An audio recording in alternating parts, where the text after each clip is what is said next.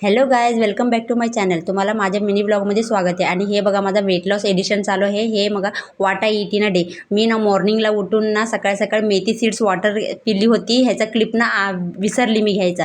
त्याच्यानंतर मी ना ब्रेकफास्टमध्ये पोहा घेतली. त्याच्यानंतर ना मी ना एक्सरसाइज केली, पूर्ण बॉडी वर्कआउट केली. खूप महिन्याने केली, 5-6 महिने. एवढं अंग दुखत होतं ना तरी पण केलं, क्योंकि आज मला करायचं आहे तर करायचंच आहे.